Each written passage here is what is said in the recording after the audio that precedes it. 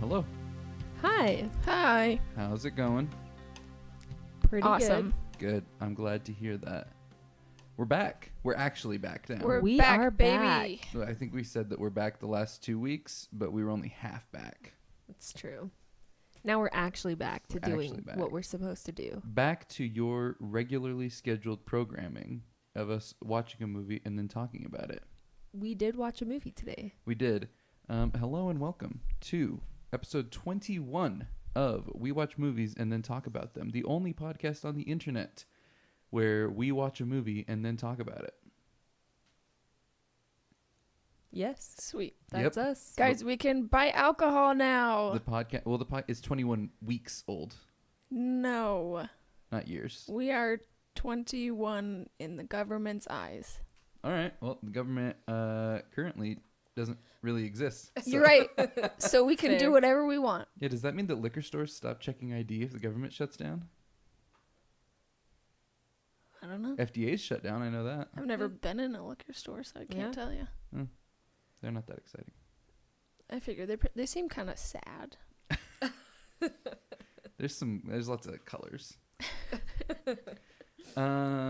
Today, we're back at it. For those of you who are new, basically what we do on this podcast is we watch a movie and then we talk about it. My name is Andrew Westonsko, and I am the host of this here podcast, joined at my right hand by Becca Westonsko. Hello. Hi. It's me. And further at my right hand by Sid Bean. Hi, I'm not a Westonsco. Nope, not cool enough. Unfortunately. Unfortunately for Sid, we still do rate every movie that we watch on the Weston scale, which is a scale from 1 to 10 of whatever criteria we determine. It's very exciting. Oh, yeah. I didn't realize that we were leaving Sid out so much with that. I feel discriminated against. Well, you can deal with it. Today is an exciting day because finally, we are discussing Paul Thomas Anderson's There Will Be Blood, released in the year 2007. And it's a good one, folks. I think so. We'll see what everybody else thinks.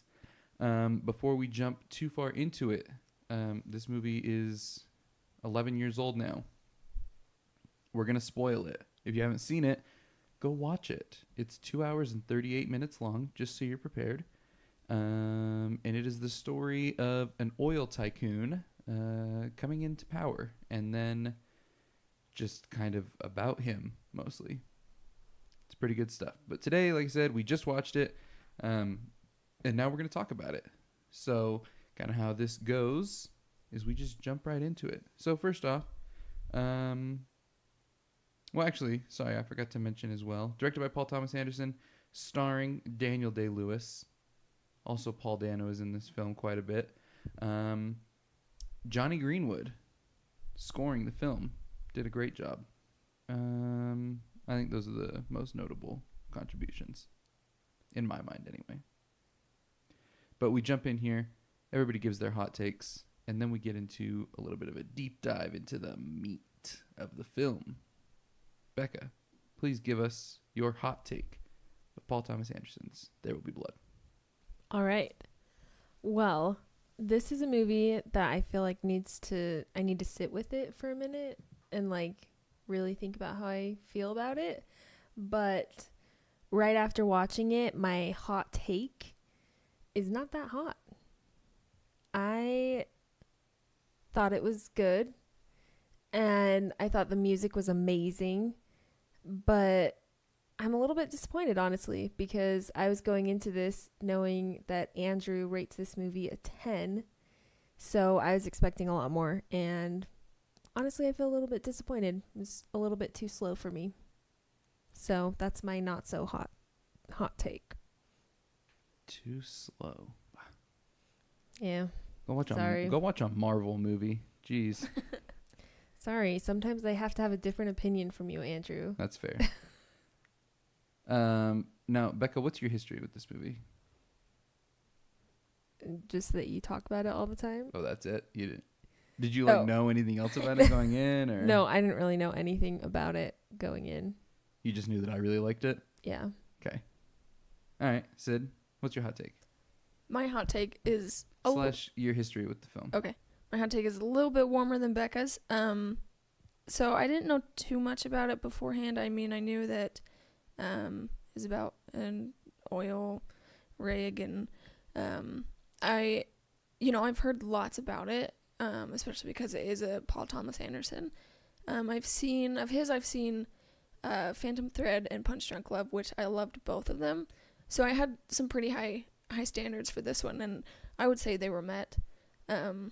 I thought this was great. I thought the music was so good. The cinematography was great. The directing, the acting, it was slow, but I think it had a good payoff at the end. All right, my hot take. I agree with Sid. It is very slow. Nobody's going to debate that. It's a very, very, very slow movie. But it's very creeping and very ominous, and I think the music does a lot to serve that. I think this was probably my 5th or 6th time seeing it overall. I don't know. I start to lose track sometimes. But I've seen it a handful of times, and I love pretty much everything about this movie. I think that the writing, the directing, the performances are all brilliant, and I think that the score / the music, it's kind of a hot topic. Johnny Greenwood didn't score everything in this movie. He used a lot of classical music. But I think that the music in general is kind of the thread, phantom thread, that holds all of this movie together. But I think it's just so many talented people operating at such a high level that really what gets me about this movie is, I mean, there's a great message and everything like that, but what I really love about this movie, and I think one of the main reasons why I rate it so highly, is just because it's such a display of filmmaking as a craft and what people are able to achieve. And I think it's also an homage to kind of a bygone age of filmmaking. You look at something like Gone with the Wind, for example, which is about 94 hours long and nothing happens. And you know what I mean? Like these long, slow movies really focusing on, environment and that kind of stuff. I feel like that's something you don't see too often anymore. And I really appreciate that about this movie. But overall, I think that that's where my admiration for it comes from, is that, like I said, it's just so many talented people operating at such a crazy level that it's hard to not, I feel, just be captivated by it. I have a question for you, Andrew. What is your question, Becca? When did you decide it was a perfect movie? Oh, you're ruining the surprise. What? I already said you thought it was a 10. Oh, did you? Okay. Yeah. I was trying to avoid saying that I think it's a 10 until we rate it. Oh, yeah. That was like the first thing I said. I'm sorry. Oh, I must have. Spoiler alert. Jeez. Well, now you know my rating. I think so. The first time that I saw it, I watched it just by myself. And I really, really, really enjoyed it. I think that you're right. I think I did need to sit with it for a little bit. I don't think that I've never watched a movie and immediately been like, oh, that's a 10. I think that I've watched movies and been like, oh, that could be a 10, but I need to rewatch it or process it or think about it a little bit more. And so I kept watching it. And I feel like, I don't know, it might have been after the second or third time that I saw it that I was like, I think this is a 10. And really, like I said, I think that the nature of this specific 10 is just because it's so well made from a craft standpoint. And I'm including in there the performances. Like, everything is just so well done.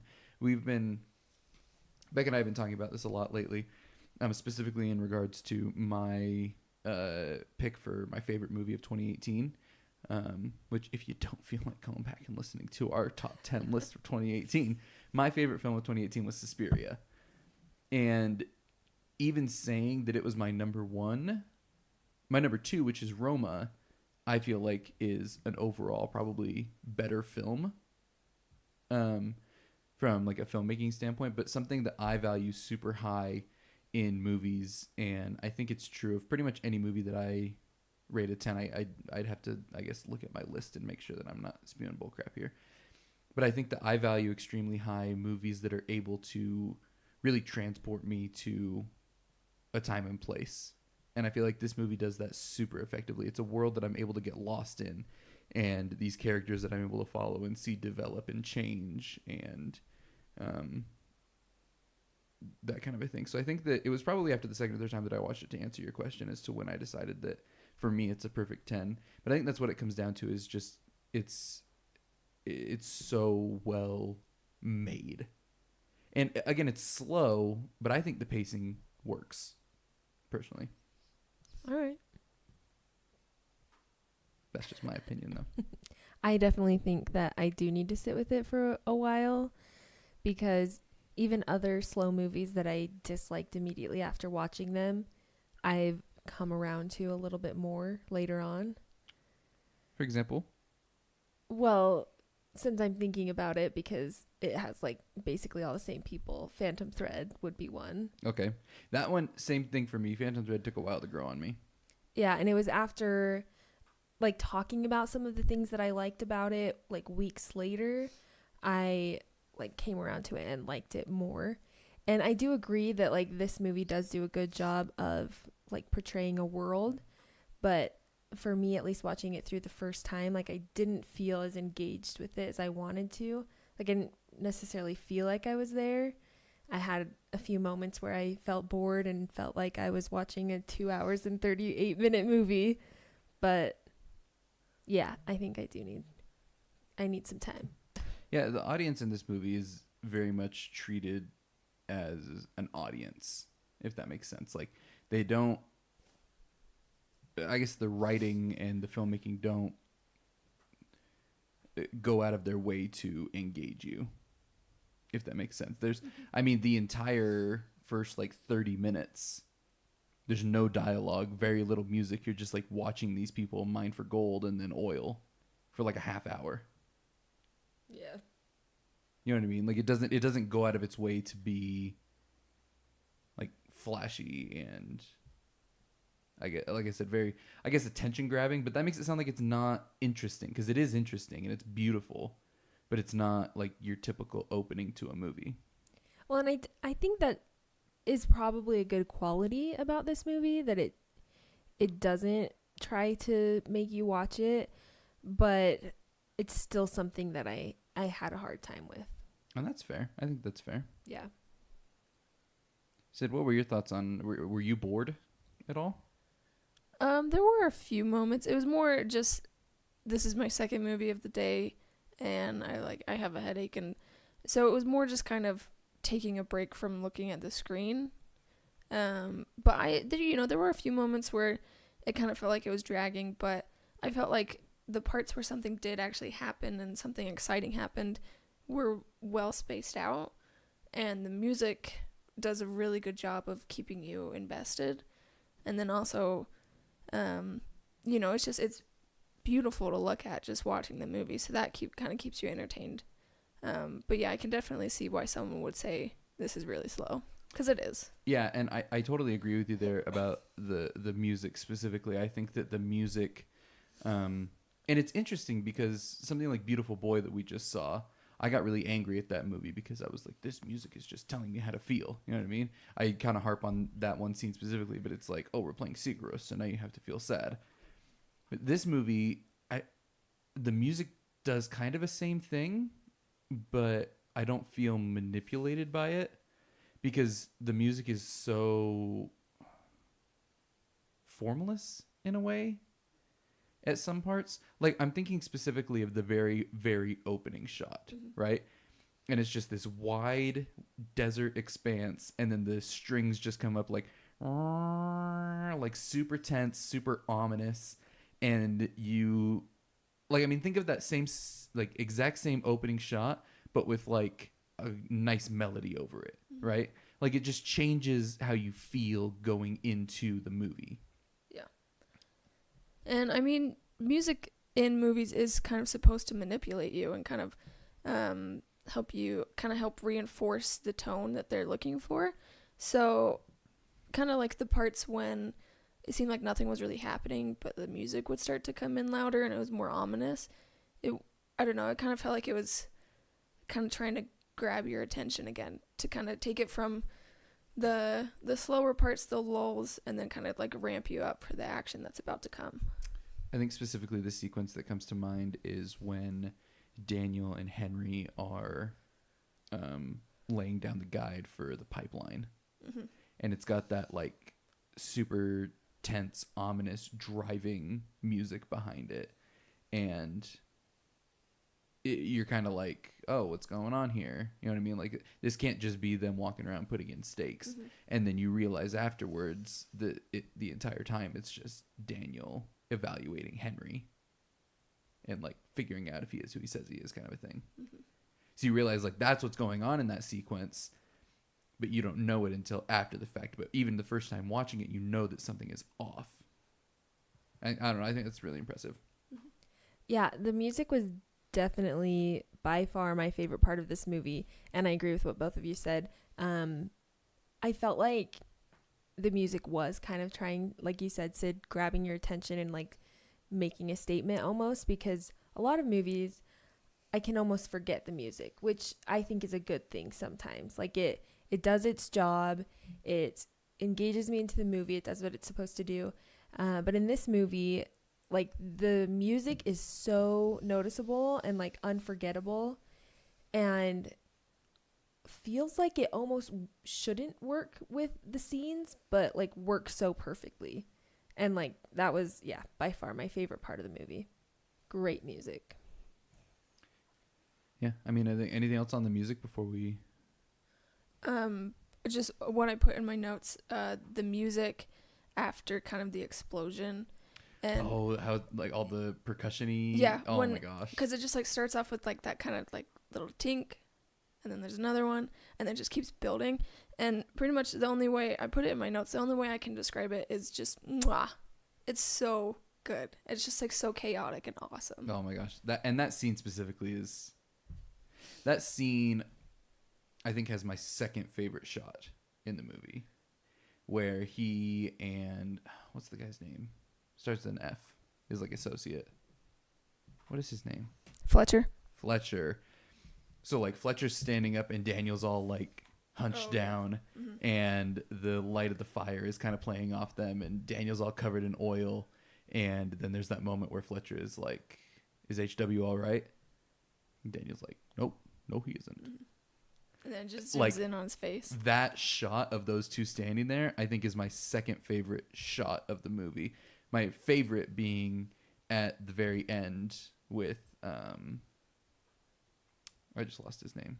Eli? Eli, laying there with his head bashed in, and Daniel sitting in the bowling lane next to him. Like that kind of overhead shot of them, I think, is just gorgeous. I think that's such an incredible shot. But I guess that leads into next topic, which are my two favorite things about this movie, which are the cinematography. So we'll talk about that first, if you guys are cool with that. Yeah. And this, I didn't know this. So this movie actually won 2 Oscars. It won. So Daniel Day-Lewis won for lead actor, which of course. Yeah. And then it won cinematography. But on top of that, it was nominated for Best Picture, Best Directing, Best Adapted Screenplay, Editing, Art Direction, and Sound Editing. And this was kind of a hot button year between this and There Will Be Blood, or not No Country for Old Men. Everybody was pretty much narrowed down to those two, and there was a bit of a hullabaloo. The No Country for Old Men won, and I also think that it's a tragedy that this didn't win. Which it turns out that this was just a great year, because I didn't know this. The nominees that year were No Country for Old Men, Juno, There Will Be Blood, Atonement, and Michael Clayton. And Atonement is also a 10 for me. So this was just a great year. Wow. But I do think that this is better than Atonement. That's just me. I think Atonement is better, but And that's fine. Well, you didn't really But like that's it, just you. so. it's true. Yeah. But again, I think the cinematography does so much to make the environment a character in this movie. A lot of these wide sweeping shots, again, when the this is another time that it does this. Like I mentioned, like the opening shot, it's just these mountains, right? And then the strings swell up, and then it's the guy down in the well, and you're like, okay, that was weird. Like, why should I be scared right now?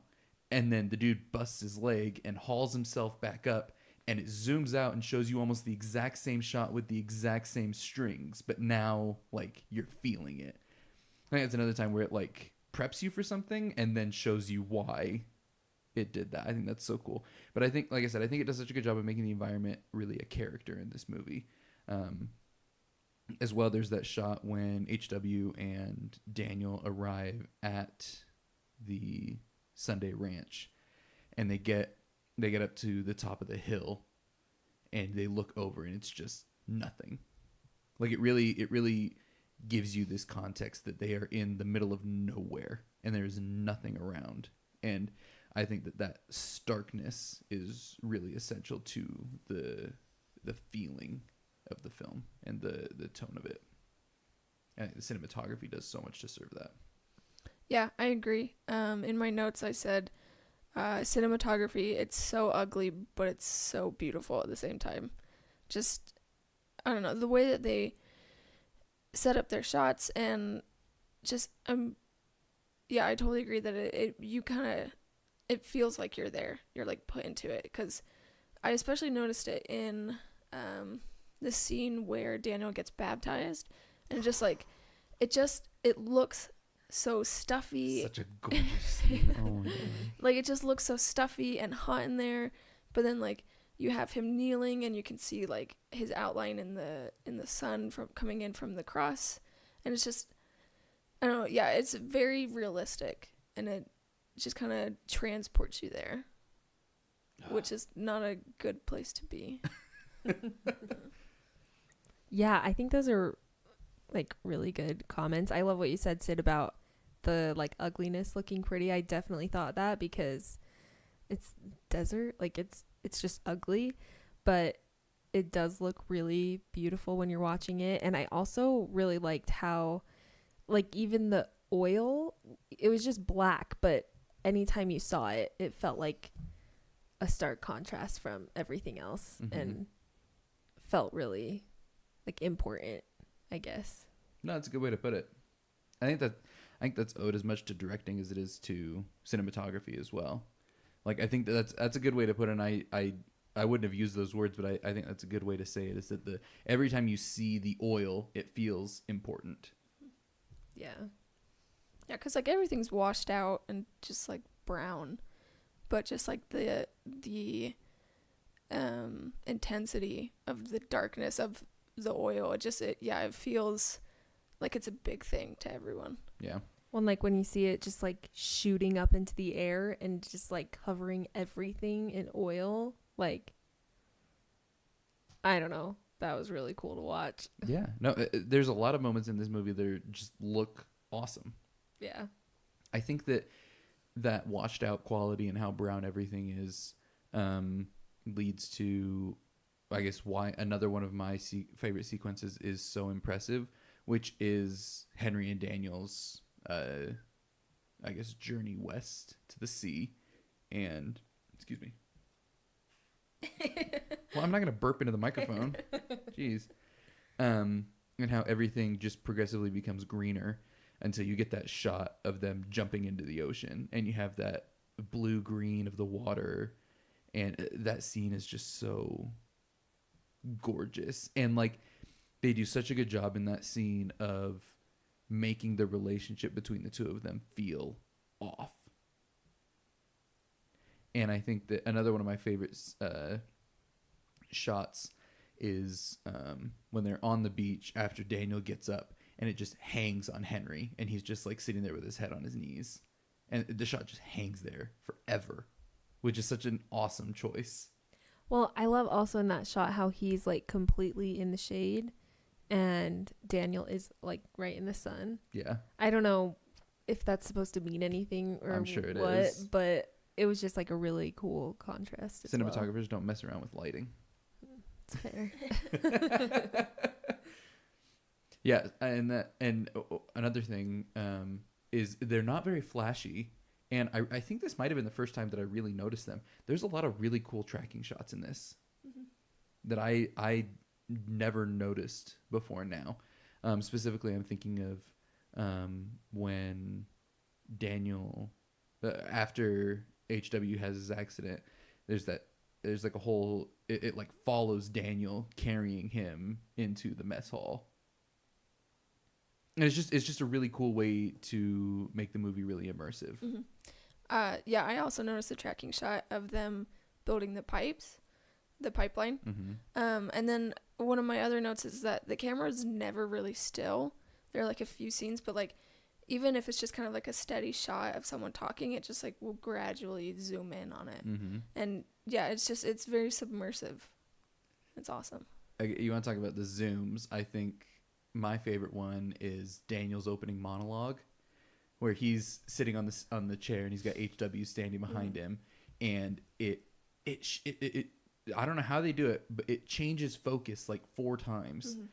So like starts out on Daniel, and Daniel never stops talking, but then the focus shifts to HW as it zooms in, and then shifts back to Daniel, and like back and forth between them as Daniel's talking. And they do, I don't know if they just do it with like a focus or how they do it, but like they shift your attention back and forth between the two of them while they're just slowly zooming in on Daniel talking. I think that's such a cool shot. Yeah, it's awesome. And again, I think that the fact that the camera isn't still does a lot to, I guess, at least for me, help it feel not quite as slow as I think it could have. Because the movie feels like alive again. It feels like you're experiencing it. Yeah, because if you're watching the scene of them building the pipeline and it's just a steady shot from far away, it's like, oh, okay, I guess that's cool. But like as you're going, you're watching all these different guys doing their different jobs, and you see the guy just hitting his hammer, and then you see the guys putting it into place. Then you shift focus to Daniel being reunited with HW, and yeah, it's just it keeps you entertained when it normally would have been really boring to just look at. Yeah, I think that scene specifically as well gives you a better idea of the scale of the pipeline, which I think is a cool detail. Yeah. But yes, I mean, it did win an Oscar for cinematography, so it has to be pretty decent. Well deserved. And again, I hadn't heard of this guy before. I guess he's just Paul Thomas Anderson's go-to dude. He's filmed, what did we say? He filmed Boogie Nights and Punch Drunk Love. Inherent Vice. I think that was the big ones. Yeah. Yeah. Yeah. Good stuff. Very good stuff. That's the cinematography. Yeah. Nice.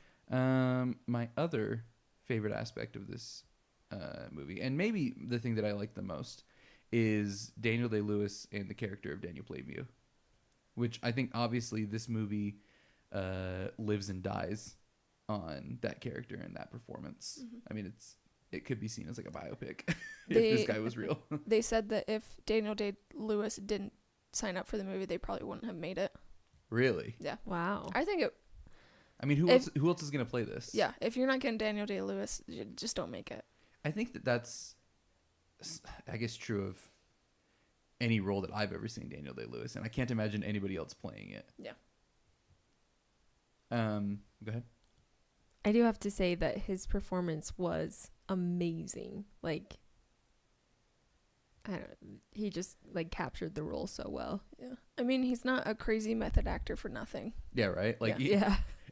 if you're going to be a douchebag, at least he gets results. Yeah. I was looking, he only has 29 acting credits.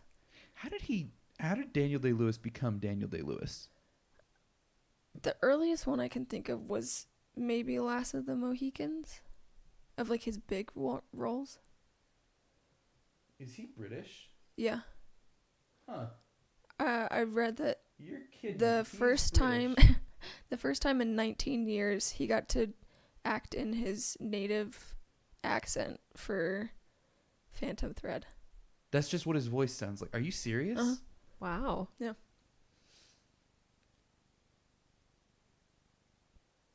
Yeah, so he, let's see, Oh, Last Bill. of the Mohicans probably was the My Left Foot was a big one for him too. Age of Innocence is pretty big. The Boxer, I've heard he's really good in that. Didn't he win an Oscar for that? I don't think so. I think he won Hang on. for. No. What did he win for? I think he won for My Left. No, he won for Age of Innocence. I'm pretty sure. Let me check. Or just read 9DB on the podcast. 3 Oscars. Oh, Lincoln, There Will Be Blood, and My Left Foot. Well, all right. So it seems like probably My Left Foot then would have been the. Yeah, that was probably his breakout. Like I said, I mean, like, if you're gonna be a dick, like at least he gets results and like turns in these Yeah. amazing. true. I mean, think about every movie that he's in. Find me a movie that he's in that his performance doesn't just carry. You know what I mean? Like even just looking here, at least what I've seen, Gangs of New York. Oh, he's Like so I'm sorry, good in that. but like Leo holds his own in Mhm. that, which is impressive. But Yeah. like Oh, he's so good in that. Bill the Butcher carries that movie. When he freaking taps his eye with the knife. Ugh. There Will Be Blood, obviously. Lincoln, what? And then Yeah. Phantom Thread, like except for same thing in Phantom Thread, the girl in that, I forget her name. Alma. Yeah, she was actually my pick for Best Actress last year, but she wasn't nominated. Wow. Yeah. Yeah, she's really good. I in thought that. I thought her performance was my favorite that I saw in any film that year. Mhm. But what are you gonna do if they don't even nominate her? Who won? Was it That's what I'm trying to think. 3 Billboards? What's her name? Oh, yeah. Frances McDormand. Frances McDormand. Yeah, I do love fine her. performance. Yeah. Great. That's a great movie. I just thought that. What is her name? I want to give her credit. Hang on. Vicky Krieps. Such a great job. Hmm. She did do a really good job. Yeah, it kind of doesn't make sense that Cyril, his sister, was nominated, but not Alma. Oh, I think everybody should have been nominated. Oh, yeah, yeah. Cyril did a wonderful job. Yeah. But it just, yeah, why would they? I mean, it probably came down to a big number of Yeah. people to nominate. Honestly, they were my picks for pretty much every category. Like Daniel Day-Lewis was my favorite. Gary Oldman. But like Daniel Day-Lewis was my pick for last year. She was my pick for Best Actress. I mean, it's really a toss-up in supporting actress. I'm fine with the lady from I, Tonya getting it last year. Uh-huh. I thought she did obviously a great job. Yeah. But what are you gonna do? Back to There Will Be Blood. Again, I think that his performance and the character of Daniel Plainview are just so fascinating. Mhm. You really get to see, and he tells you who he is when he's talking to Henry, and I think that he's such an interesting character because he's driven by this greed and competition, but he also has this need for family and connection, and it's almost like he flips a switch between which one he needs in any moment, and he just he just always takes offense from everybody. I don't know, he's such an interesting character because he's so prideful and so stubborn. He's just, I mean, he is capitalism run wild. Well, and I even, as like my first time watching it in the very beginning, I thought he was a fine guy, you Mhm. know, like I was like, all right, he seems good, like he's like honest and whatever. And then it took me a while to figure out why he hated Eli so much. And It's because Eli challenges him. yeah. And then just like watching his character just kind of break down over the course of the movie and like go from like even this front that he's putting up for the audience, I guess. And then you see what it really is, which is, I think that's a perfect way to say it, like flipping a switch between greed and family. Like, because you can tell that he loves his son, like his son. Yeah, but then as soon as his son says that he wants to start his own business, he freaks out and, disowns him. So yeah, it's like a internal battle for him. Do you guys think that he just found him in a basket? What do you think? I guess, I mean, you can't really trust a word that Yeah. he says Yeah. by the end. But I think it's possible, but I just don't know. I would probably say no, because he's such he's a hateful man. So it kind of seems unlikely that he would find this baby and devote his entire life to it and love it if he just found it. But he even tells him, he's like, I just needed a cute face to buy real estate. Yeah. Well, how I understood it, and maybe this is totally wrong, I thought he was the son of the guy who died down in the mine with him. Here's the thing. I'm with you. I think that either he actually is his son or he's the son of the guy who died in the well. That's what I thought. Even like when it shows the scene of him like trying to hold him, and the baby's just like crying, and then it shows the scene of them in the train, and he's like really interested in him. Like that baby didn't know the man. Like that baby didn't know Daniel before then. And so I think that he like kind of took over that role of dad because his dad died, and also because he thought he could use him. Yeah. That's interesting. Very astute. I'm not an expert on baby behavior, so I wouldn't have picked up on that. You think I would because that's what I study, but no. Becca just knows a lot of babies. I do know a lot of babies. I know one. Well, I feel like you should know, Andrew. Like my nieces and nephews, when they first met you, they touch your beard. Like they're interested in like figuring out who you are, and that's what the baby does on the train. Is I guess like that's fair. touches his mustache. I guess I wouldn't pick up on that. Yeah, It's a good observation. I don't know. And then I think his arc of like, he's just a sleeping bear, and if you poke him, he'll destroy you, and if you leave him alone, he'll leave you alone, kind of a thing. Mm-hmm. Like there's that guy from Union Oil that he just wants to shame and destroy because he embarrassed him one time. You know what I mean? And then even oh my gosh, such an amazing ending. But like Eli is the only one who ever beat him. Mm-hmm. He got him to kneel down and let him slap him and be told what to do. And like from that moment, I think Daniel decided he just had to destroy Eli. And so Eli comes to him, and Daniel makes him admit that he's a false prophet and that he's a sham. And just the milkshake line. So good. And then the butler comes down, and Daniel, I'm finished. Oh my gosh, what a great line to end it. Because he's done. He beat everybody. Mm-hmm. Everybody is beneath him as far as he sees it. He beat his son because in his mind, he came out on top of that interaction. He took out the other oil companies, and then finally he takes out Eli. I'm finished. Oh my gosh, what a great line. Yeah, I do think that his greed and like his ability to hold a grudge just kind of drives the whole story. And man, he holds a grudge. Well, yeah. And anybody that wrongs him, like, they're done. Doesn't matter what they do. Even a little bit wrong. Yeah. And that's why he shot Henry. Yeah. I think that he also... I think the concept of the character of Henry is such an interesting idea as well. Like, because Daniel, he didn't need to kill everybody that wronged him. Like, he needed to kill Henry and he needed to kill Eli. That was the need he felt, because Eli managed to shame and embarrass him in public, and Henry managed to get him to be vulnerable. He pretended to be family, and like that's a line that you don't cross, ironically enough, considering that he pretended to have a child.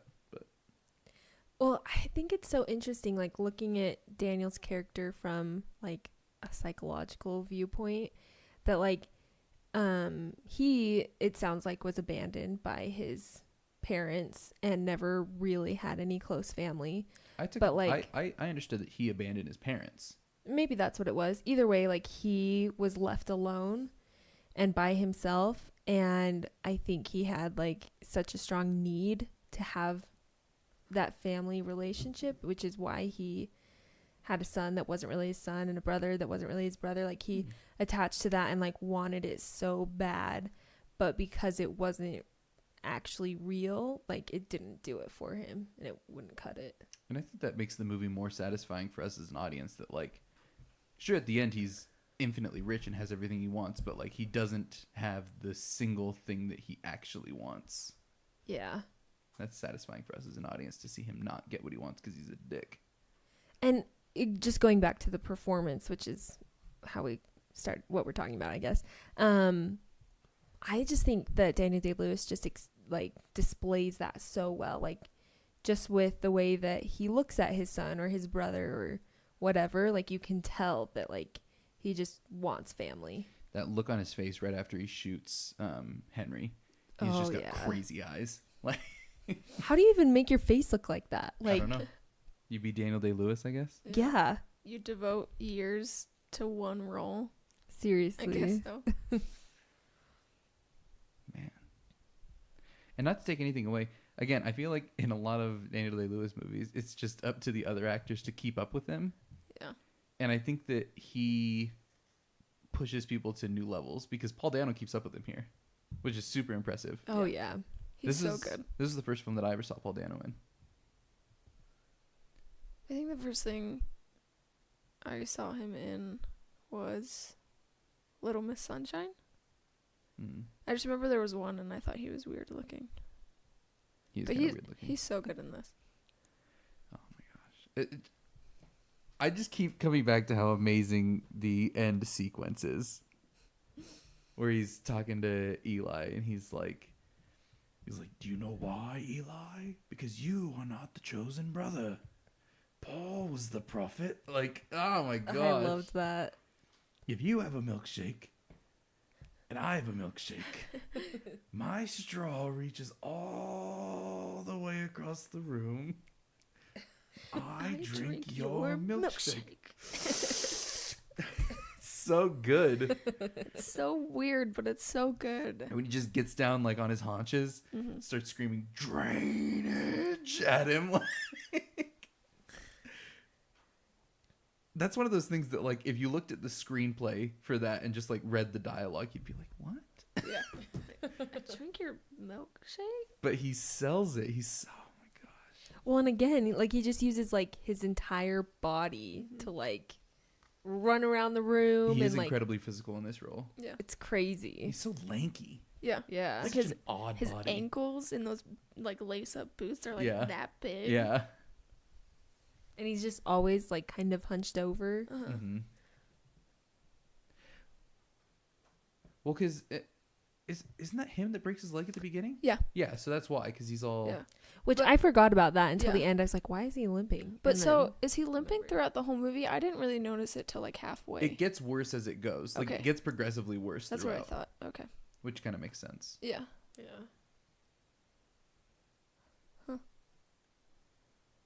It's so good when he's just like chasing Eli around and just chucking the Chucking bowling bowling pins. pins at Oh him. my him. gosh. Oh my gosh. Ugh. He's terrifying.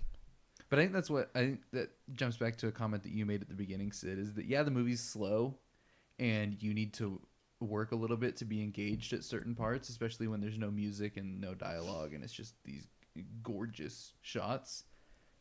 But the payoff for it is so good. I definitely like the second half better than the first half. But you need the first half to get Correct. there. Yeah. I think I'd compare the opening of this to like the opening of like 2001. Yeah. That like you really need to give it your all to be interested. But it's worth it. That's true. Yeah. So I don't know. I think that I don't know. I keep coming back to your question in my head of like, when did I decide this was a 10? And I think that it really for me just does come down to it's just so satisfying to watch and so good. Go Paul Thomas Anderson, dude. What else do you guys got? I mean, that's all I wrote. I didn't write a whole lot of notes this time. That's fine. Yeah, my only note was that the music is We're amazing. keeping it loosey goosey. We're keeping we're not going to talk about it more than we need to. Yeah. Nope. One of my notes was I love HW. Just like, there's so many scenes where he's just next to his dad and he's just staring. And I don't know. I just loved him. It's sweet how like clearly enamored he is with his dad. Mm-hmm. But he's also just kind of like the opposite of his dad, where his dad's just crazy and screaming at people, and he's just kind of hanging out Yeah. until he tries to light Henry on fire, which I don't completely understand why. I think it's just a cry for attention. Henry comes in and takes a spot that HW had by himself for Yeah, I how can many see years? that. Well, and he just lost his hearing and is frustrated and doesn't Yeah. know what's going on. Yeah. Jumping back, sorry, one more thing about Daniel's obsession with family. There's a recurring line throughout that he always talks about people having pieces of him in them. Mm-hmm. So like when he's talking to Henry the first time, and he's like, I need to win, or like like he asks him if he's an angry man or whatever, and he's like, well, if that's in me, there's some of that in you. Like he's obsessed with this connection between members of a family. And like to him at the end when he's disowning HW, the worst thing that he can think to say to him is that there's none of me in you. I thought that was really interesting. He uses that line several times, but that obsession of connection between family members. That is interesting. I didn't think about that. Yeah, I think it's a cool line, and it's a cool way to put it. Yeah. He's obsessed with people having pieces of themselves present in other people. I think the one thing I will say about, I know my like original hot take was like maybe not the best, but I do think there's a lot in this that I can keep thinking about, specifically when it comes to family and the need for family versus greed. Like when a movie can give me something to think about and keep thinking about for a long time, like then it's a good movie. Amen. What else you got, Sid? Anything?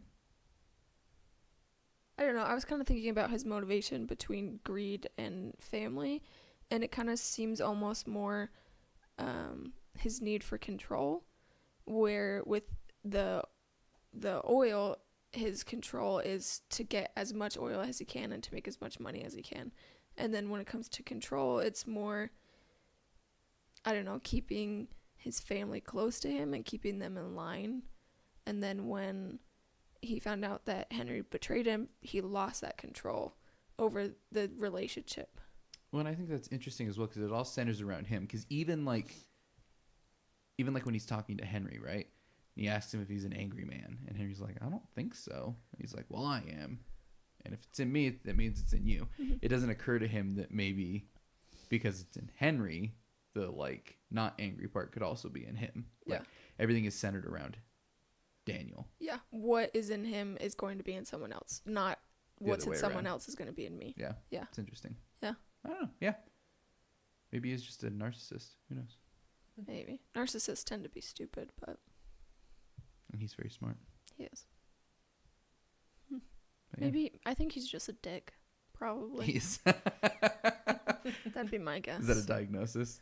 Yeah. I study human development, and I can legally say that he's just a dick. Okay. Yeah. That's good to know. Mm-hmm. Do we have any trivia? Yes. Oh. Oh, yes, we do. Trivia. Sid Waka what? Okay, so funny that there was kind of a battle between this movie and There Will Be Blood You because mean No Country for Old Men? yes, that one. They filmed in the same area for part of it, and the scene, let me make sure. The scene where the oil rig blows up, No Country for Old Men had to stop filming for a day because there was so much smoke in the air. Like they had to stop for a whole day. Suck it, Coen Brothers. That is funny. The mom of the actor who plays HW, he's not an actual actor. He was just kind of like a kid that they chose. She kind of did research on Daniel Day-Lewis because she knew they were going to be working together a lot. And the first movie she watched of his was Gangs of New York. Oh boy. So yeah, she started to freak out after that. Didn't want him to be in it, but then she watched Age of Innocence and she changed her mind. I don't know much about that movie. Me either. Is he sweet in it or something? I have no idea. Paul Dano was supposed to play just the role of Paul at the beginning. But then, let me see. After 4 days of filming that, they decided to have him play Eli as well. So he had 4 days to get ready for that role, and Daniel Day-Lewis had a whole year to prepare for it. So that's Wow. more impressive with how well he keeps up with him. Yeah. I actually knew that. I loved that. They're just like, no, yeah, we want you. Like, Yeah. Every Wednesday night during editing, Paul Thomas Anderson and company would have just steak and straight vodka for dinner to keep in the mentality of Daniel Plainview. Jeez. Yeah. He drank whiskey though. That's true. But maybe they just didn't like whiskey. Whiskey! Paul Thomas Anderson's a vodka guy. So when they were filming, they were pretty loose about where the scenes would take place. So they would film in multiple different places and then watch them back and decide what to put in the actual movie. I guess that works when most of your setting is just wide dirt. open nothing. Yeah. Where was this film? Does it say? Part of it was California, part of it was Texas. Texas is where they what is happening to my voice? Technical? Sorry. It was when they were filming in Texas that they kind of ran into No Country for Old Men. Well, that makes sense because No Country for Old Men actually takes place in Texas. Yeah. Yeah. It's all ugly. That's all that matters. The first line of dialogue is no, which is 5 minutes into the movie, but that wasn't even scripted. So the first scripted dialogue was 14 minutes into the movie. Oh, is it when he slips? Yeah. He says, no, yeah, whatever. Yeah. That doesn't count. No. Daniel Day-Lewis worked for his role for 3 years. Heavens. Yeah. What do you do? What does that mean? You I worked don't for it? know. Was he like also a teller or something, like to actually pay the like? What? Yeah, I can't think of what you could do for 3 years. What do you do for 3 years? I mean, like, you can Wow. talk in your accent, get the mannerisms, but for 3 years? Jeez. I don't know. Every shot in this film follows the rule of thirds, which I thought was really cool. Which is? Pretty much that nothing's really centered. Everything's kind of, it's more, I learned about it in photography class. Yeah, so I'm in the arts, it's fine.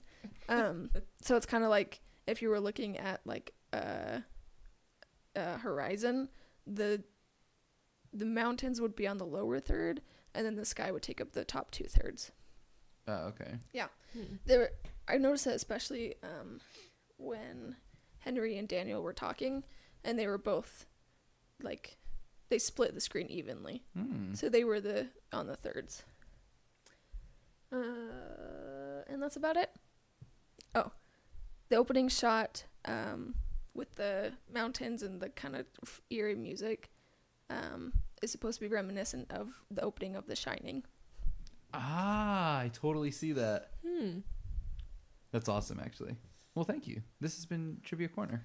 That's good Thank trivia. you. Thanks. I did it all by myself. All right. I made up all the trivia. Oh, that doesn't seem ethical. What are you going to do? Well, it's too late now. It's on wax. Becky, you know how this goes by this point. You've had plenty of time to think. Final thoughts and score out of 10. Final thoughts. Well, I do still stand by some of the things I said with my hot take, that it did feel really long for me. And I had plenty of moments where I felt bored. But I do think there's a lot of really good things going for this movie. And I think it's a movie that I'll think about afterward. So that makes me think that it's probably a good movie. As well as the music and cinematography and acting and, you know, everything else that goes into making a movie. All right. But I think I will rate it a 9. Really? Whoa. Yeah. Wow. Okay. Sid. I really liked this. I was really excited about this one. I think it met up with my expectations. I just thought it was great. I mean, Daniel Day-Lewis is fantastic. So is Paul Dano. Music, cinematography, everything's so good. I'm going to give this one a 9.4. All right. No surprises here from me. I love this movie. It's probably in my top 5 movies of all time. It's a 10. All right. Surprise, surprise. A 9, a 9.4, and a 10 gives us an average of what, 9.4? I don't know. It's probably like 9.55. All right. Oh, that puts it really far up there. That puts it really far up there. 9.5. That puts it as the 3rd highest rated movie that we've watched on the podcast. Woo. Only behind Tree of Life and Dancer in the Dark. And that closes our discussion on Paul Thomas Anderson's There Will Be Blood.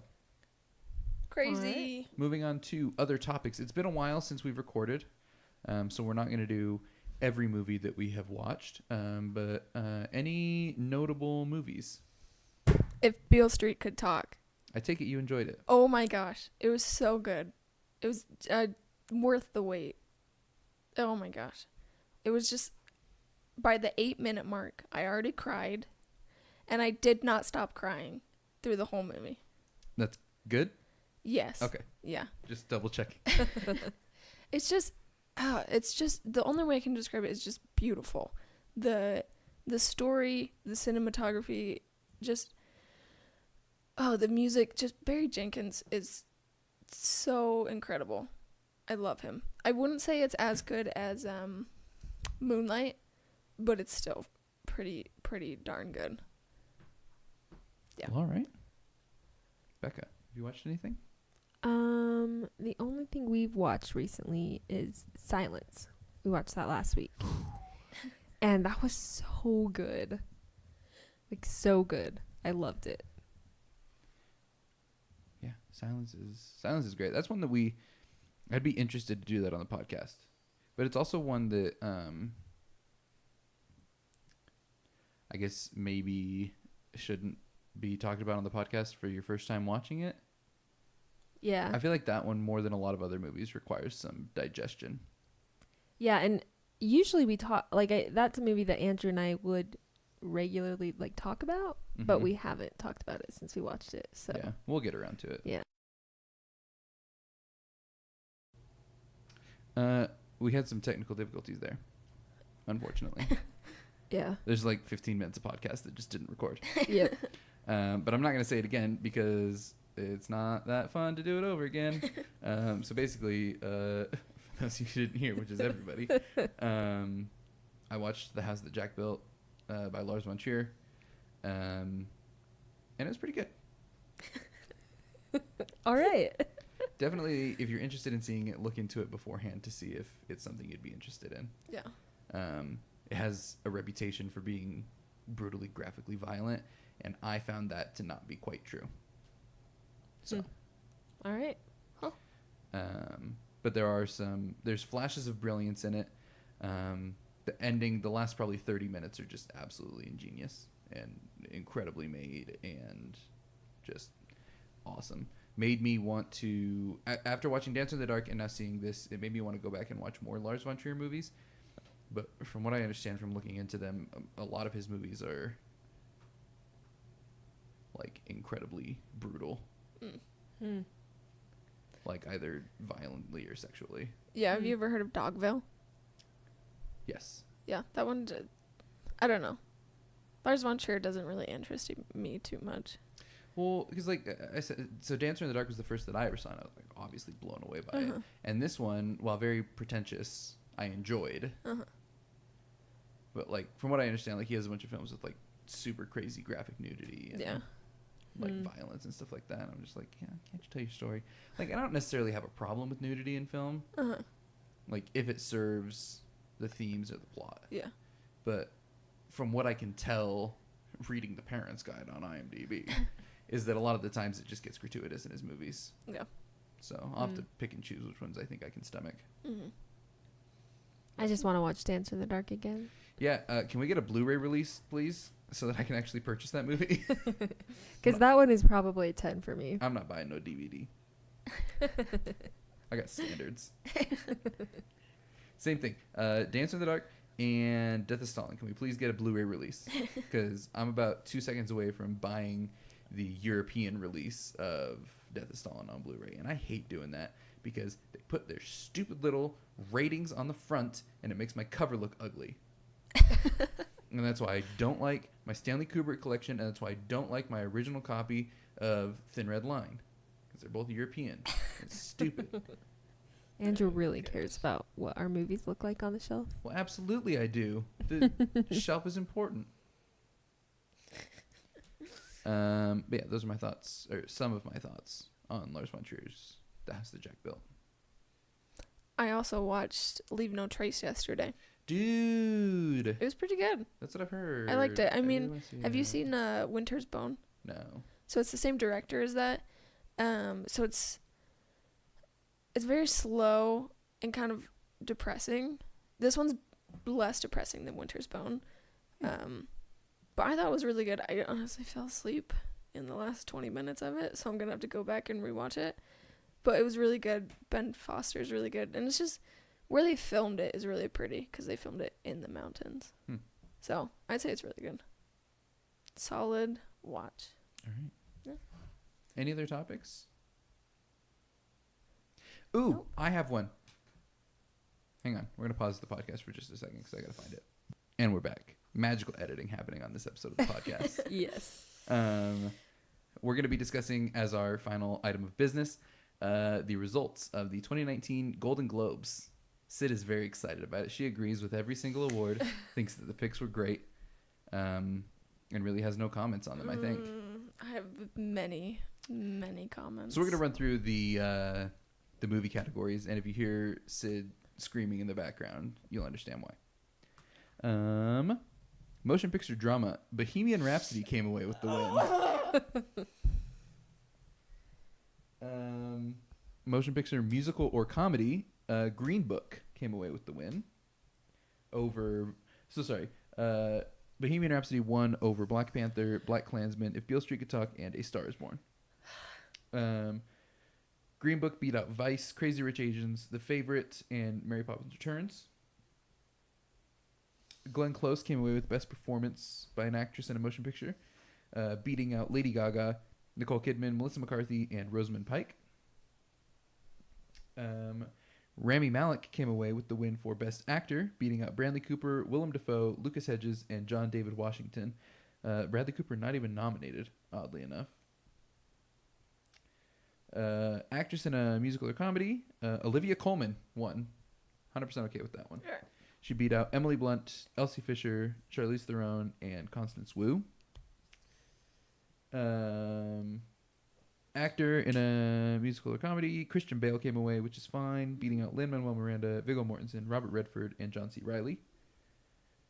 Supporting actress, Regina King, beating out Amy Adams, Claire Foy, Emma Stone, and Rachel Weisz.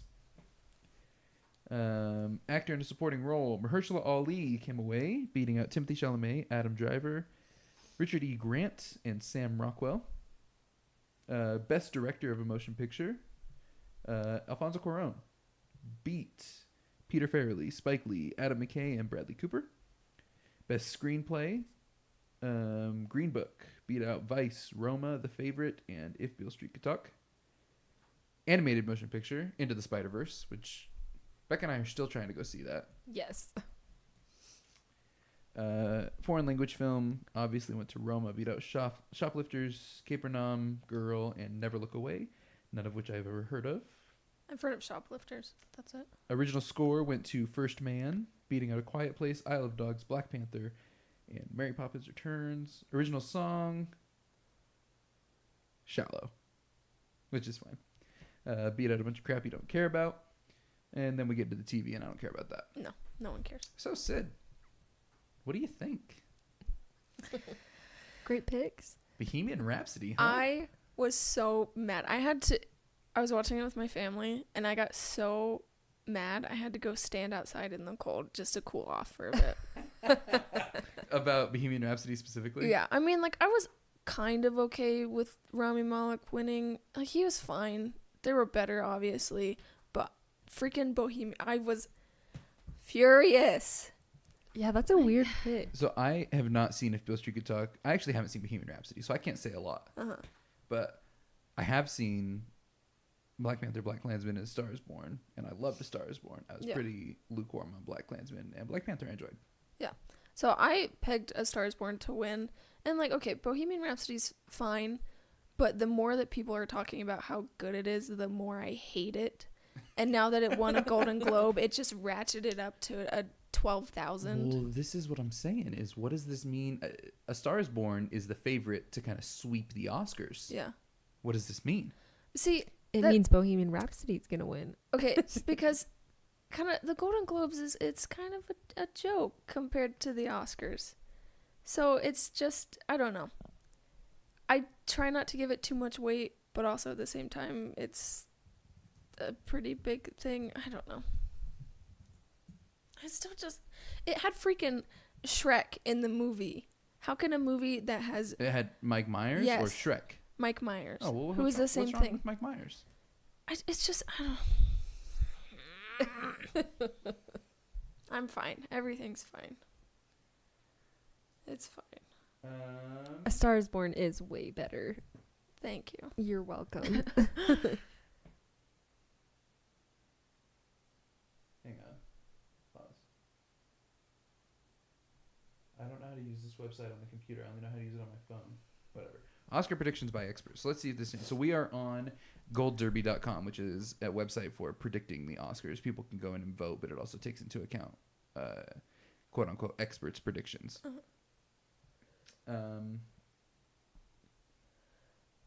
Let's see.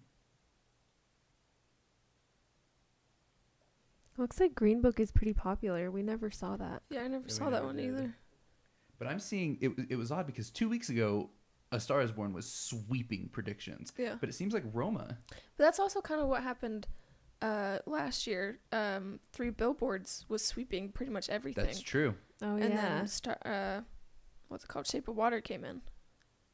I would love to see Roma win. I know I Yeah. said that. I'd on be the fine last with either podcast. Roma or A Star is Born. Me too. Not Bohemian Rhapsody. Well, that's what I'm saying. It's not even in the discussion. Yeah. Oh, this is okay. This is the page I know. So yeah, A Star is Born is currently still on top, but Roma is quickly rising. So who knows? But that's what I'm saying is like as far as Bohemian Rhapsody is down to number 9 on the list.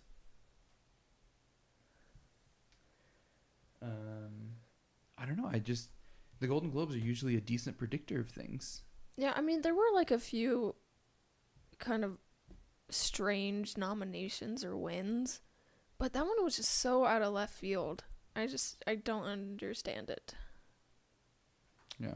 Also, why wasn't that nominated as a musical? It's a movie about Queen. That's a fair point.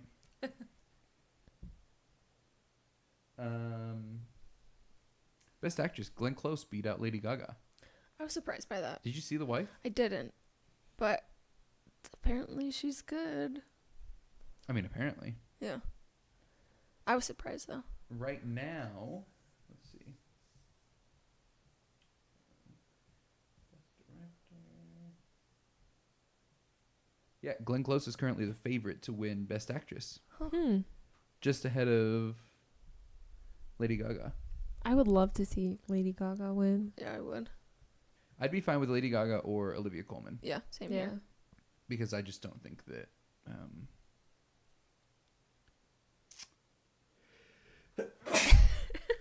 Heavens. Bless you. Oh, what's her name in Hereditary? Toni Collette. I don't think Toni she's going to Collette. get nominated. Well, that's Oh yeah. stupid. I know, because she was so good. Well, nominations come out in less than 2 weeks. Yep. So. Well. 10 days. Yeah, I mean, a lot of these other winners for the Golden Globes are not super surprising. The score from First Man is getting a lot of love. Oh yeah, I'd believe it. But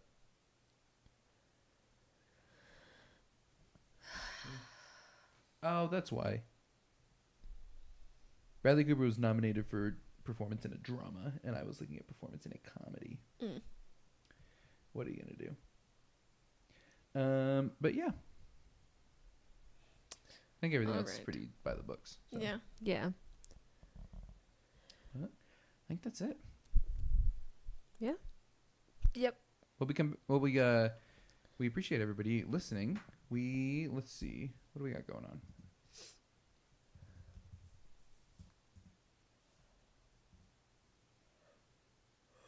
Loading. Ooh, next week we'll be coming at you talking about Adam McKay's The Big Short.